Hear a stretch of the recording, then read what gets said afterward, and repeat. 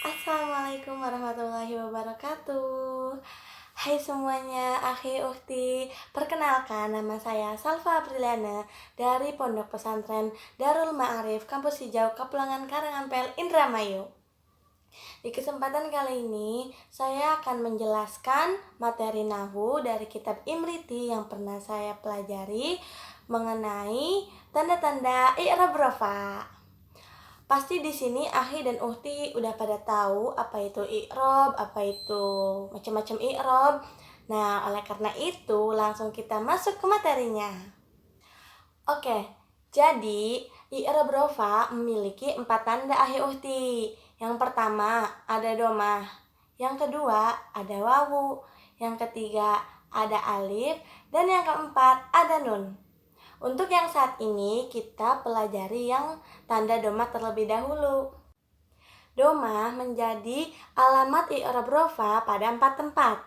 Yang pertama pada isim mufrad, yang kedua pada jamak taksir, yang ketiga pada jamak muannats salim, dan yang keempat pada fi'il mudhari yang di-i'rabi. Jadi, apabila keempat ini menempati i'rab rafa, maka alamat i'rab rafanya menggunakan domah. Sekarang kita bahas satu persatu dimulai dari isim mufrad. Jadi, isim mufrad ialah kata benda yang bermakna satu atau tunggal. Contohnya adalah lafaz kitabun, artinya buku satu. Jadi, bukunya hanya satu. Nah, lafaz kitabun ini menempati i'rab rafa. Mengapa? Karena lafaz kitabun ini kan termasuk isim mufrad. Oleh karena itu, alamat i'rab rafanya menggunakan domah. Nah, mengapa menggunakan domah? Karena lafaz kitabun ini berkedudukan sebagai mubtada. Lanjut, yang kedua itu ada jamak taksir. Jamak taksir ialah lafaz yang berubah dari bentuk mufrad atau bisa diartikan juga sebagai lafaz yang memiliki arti banyak, maknanya banyak, tapi lebih dari 2. Contohnya ada ja'ar rijalu. Di sini Akhir dan Uti pasti udah tahu mana yang jamak taksirnya. Benar, yang jamak taksirnya itu adalah yang ar-rijalu. Artinya, ja'ar rijalu itu artinya datanglah beberapa laki-laki atau pemuda gitu. Nah, sedangkan bentuk mufrad dari lafaz ar-rijalu ialah rojulun yang artinya laki-laki atau pemuda satu. Jadi, lafaz ar-rijalu ini termasuk menempati i'rab rafa. Alamatnya menggunakan domah. Mengapa? Karena lafaz ar-rijalu ini kedudukannya sebagai fa'il. Lanjut, yang ketiga ada jamak muannats salim. Jadi jamak muannats salim ialah lafaz yang dijamakan dengan tambahan alif dan ta di belakangnya. Contohnya ada ja'atil fatimatu wal hindatu. Sekarang kita fokuskan pada lafaz al-fatimatu. Al-fatimatu berbentuk jamak muannats salim, sedangkan jika dalam bentuk mufradnya itu fatimatu.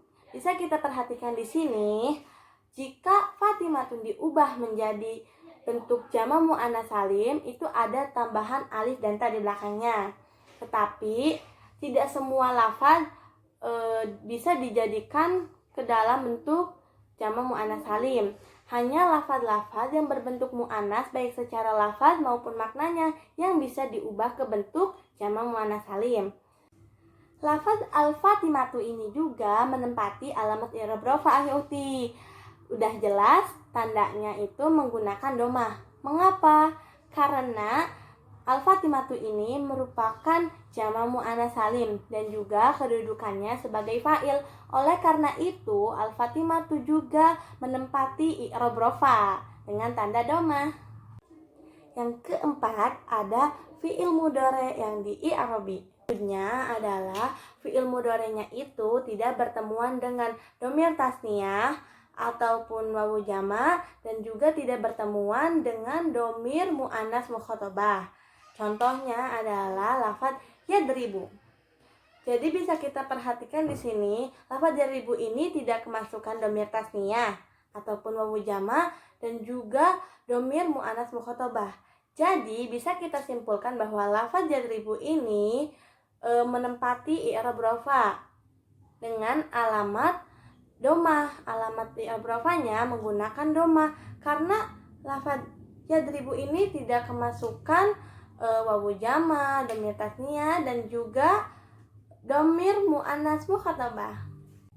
Oke, jadi itulah pembelajaran nahwu mengenai tanda-tanda i'rab rofa dari saya.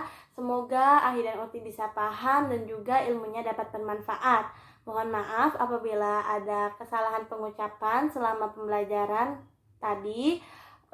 Ahi dan Uti bisa tulis kritik dan sarannya di kolom komentar. Oke, cukup sekian dari saya. Terima kasih atas semuanya. Wassalamualaikum warahmatullahi wabarakatuh.